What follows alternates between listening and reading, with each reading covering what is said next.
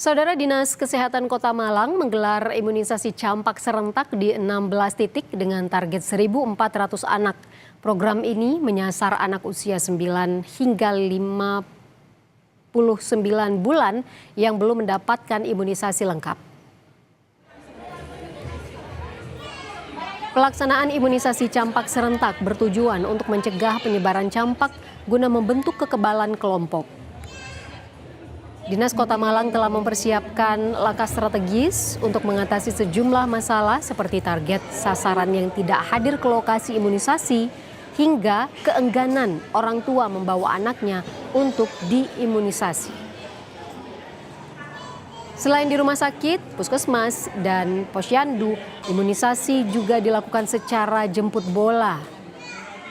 Dinkes Kota Malang mencatat hingga April 2026 terdapat 61 kasus suspek campak yang telah terdeteksi.